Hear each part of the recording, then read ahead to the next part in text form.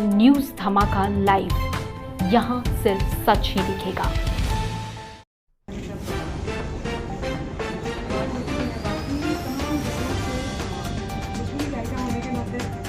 ज़्यादातर उत्तर प्रदेश, बिहार, दिल्ली, मुंबई वही एरिया में हम लोग ज़्यादातर घूमते हैं। लेकिन झारखंड के जमशेदपुर के पास अभी भी मुझे याद नहीं आने के बाद, लेकिन मैं 2003 में आई थी, अभी 2023 है। तो मुझे जब नीचे देखती हूँ इतना खूबसूरत एहसास है जमशेदपुर को। हर बार बहुत ज़्यादा रिस्पेक्ट भोजपुरी के लिए आप लोग को समर्पण किया। हो सकता है पूर्वांचली संस्कृति से जुड़े हुए कुछ बावजूद आप लोग राज्य अलग हो गए, लेकिन कल्चरली कहीं ना कहीं वो एक ही रहा। तो शायद आप लोगों का भी प्यार वो अलग से दिखता है जमशेदपुर का। बहुत धन्यवाद। 20 साल बाद भी सपोर्ट कर रही हूँ और बहुत खूबसूरत यात्रा रहा। इसी मंच पे टेलीविजन मंच पे शायद इसी बार तो उनको भी बहुत बहुत धन्यवाद।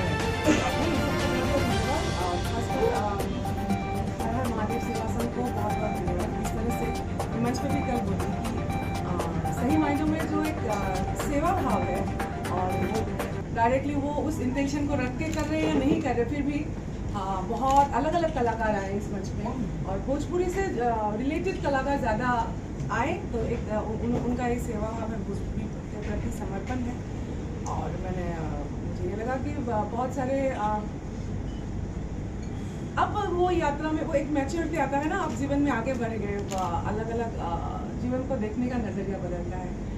तो वो बोलने के लिए, करने के लिए बहुत सारे ऐसे संस्था, संगठन, इंटरनेशनल भोजपुरी महोत्सव, ये सब ज़्यादातर जैसे दिखावा लगता है। अब मुझे बहुत ऐसा लगता है कि वो करने के लिए कर तो देते हैं, उसका कोई खास इंटेंशन क्या होता है पता नहीं, कहाँ पहुँचते हैं, लक्ष्य क्या होता है, कुछ रिजल्ट नहीं निकल गया था। जैसे भोजपुरी के लिए अब तक वो पिछले 20 साल से मतलब अभी भी यही सवाल पे ही है कि 8वीं सूची में भोजपुरी को कब एक रिकॉग्निशन मिलेगा।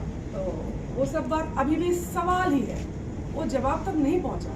तो this is a failure of our community and खासकर जो भी बुद्धिजीवी वर्ग से लेके खासकर राजनीति में बहुत सारे ऐसे हमारे प्रतिनिधित्व करते हुए आगे गए लोग, लेकिन कहीं ना कहीं उसको हासिल नहीं कर पाए।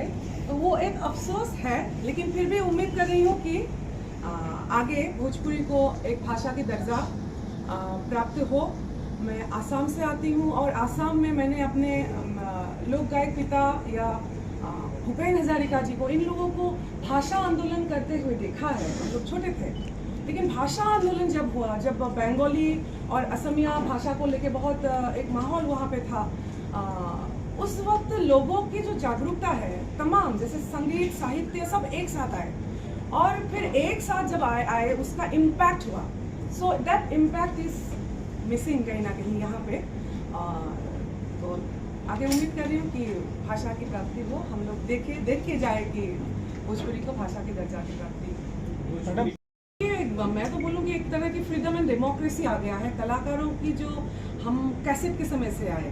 तो उस समय आप टी सीरीज या अलग अलग जो भी बड़े बड़े कंपनी से उनके सामने जाके वो खड़े रहना कि मेरा गाना सुन लीजिए, मुझे भी अब मौका दीजिए, और वो स्ट्रगल थोड़ा सा ज़्यादा था। और अब हर किसी के पास यूट्यूब चैनल है, तो दैट इज़ बहुत अच्छी बात है, वो फ्रीडम एक है। किसी को किसी के बड़े कंपनी के ऊपर डिपेंडेंट नहीं होना है, बट सेम वे उस पर फिर बंधन नहीं रहा। और जैसे फिल्म इंडस्ट्री में अभी भी सेंसर बोर्ड है, तो यहाँ वो नहीं है। तो कहीं ना कहीं वो आपकी शिक्षा क्या है, आर्टिस्टों की शिक्षा क्या है, आप अपने आप को खुद ही सेंसर करके सामने आपके ऊपर है सब कुछ। तो दैट वे थोड़ा सा रिस्की भी है, बट मैं समझती हूँ इसका मौका उठाना चाहिए और सब लोग उठा ही रहे हैं। नहीं मैडम, मेरा जैसे बहुत सारे ऐसे कलाकार हैं जो हारमोनियम तबला के साथ ही फेसबुक में आके बहुत अलग स्तर पे पहुंचे हैं। बहुत सारे आप देखे होंगे गज़ल गायकों में, भजन गायकों में, तो बाजा वही हारमोनियम ही है। और जिनको हारमोनियम की तर्ज के संगीत करना है वो हारमोनियम लेके बैठे हैं, जिनको सिंथेसाइजर एंड प्रोग्रामिंग करना है तो वो प्रोग्रामिंग वाला संगीत कर रहे हैं। तो आई थिंक अब वो जिसकी जो सोच है तो उसका असर मेरे हिसाब से नहीं हुआ। हम लोग खुद ही कर रहे हैं, गज़ल की अभी काम कर रहे हैं तो उस पर हारमोनियम तबला में ही कर रहे हैं। एक्चुअली 2000 जहाँ तक भोजपुरी यात्रा की बात है 2002 से मेरा शुरू होता है। और शुरू क्या होता है, मैं तो बस गाई, मुझे इस संस्कृति से भाषा से बहुत कुछ ये नहीं था। तो तब विनय बिहारी जी, राजेश गुप्ता जी, धनंजय मिश्रा जी, उन लोगों का नाम लेना पड़ेगा। तो उन लोगों ने जो समझा जो गवाए, बहुत अच्छे अच्छे गीत में गाई। और इंडस्ट्री अचानक से फिल्म इंडस्ट्री का 3rd टाइम बूम हुआ, तो वो सब विटनेस किया। लेकिन फिर एक आर्टिस्ट को क्या चाहिए, आर्टिस्ट को नाम चाहिए, प्यार चाहिए लोगों का। वो सब मैं बहुत गुवाहाटी से दूर 100 किलोमीटर दूर एक गांव से मेरी पैदाइश है। तो वहाँ से आके अचानक जब मैंने देखा कि हाँ मैं अब आम नहीं, मैं खास बन गई, ये जो एहसास है वो मिला। उसके बाद आगे बढ़ते जाने के बाद एक वक्त ऐसा आया कि बहुत भीड़ में भी अकेले मतलब अंदर से बात होती थी, मतलब अकेलापन महसूस होता था।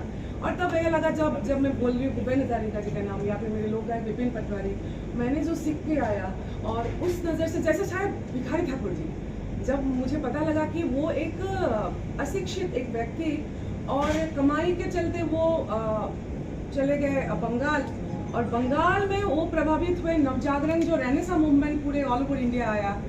तो उन्होंने फिर अपने गांव को वापस मुड़ के देखा कि मेरे गांव में क्या क्या हो रहा है। वो जो कंपैरिजन है, अपने आप से जो बात होती है, तो ऐसा ही कुछ है। और मुझे लगा कि ये तो बाजार है, ये इंडस्ट्री है, वो ठीक है, लेकिन यहाँ भूपेन हजारिका कौन है?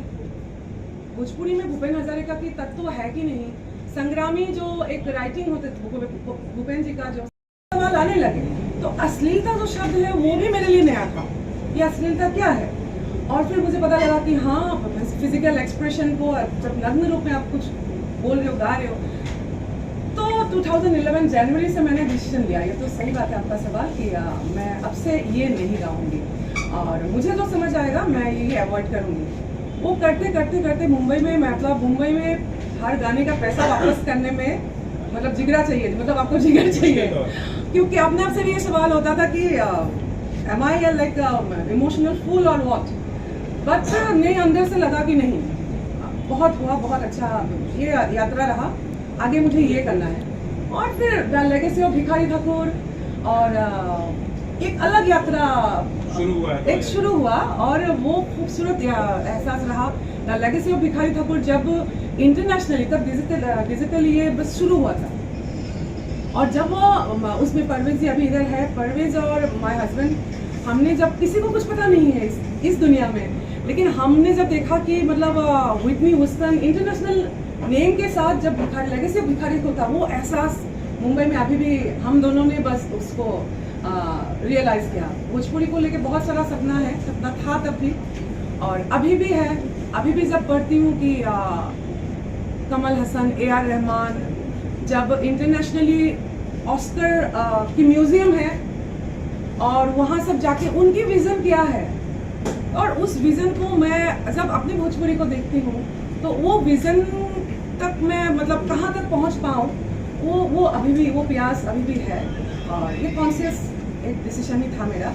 और व्यूज़ और मिलियन व्यूज़ की जहाँ तक बात है, उस हिसाब से तो बहुत सारे चोर डकैत या बहुत सारे ठेकेदारों के पास भी बहुत पैसा है, बट किस मार्फत आपने उसको हासिल किया, दैट इंटेंशन इज इम्पोर्टेंट।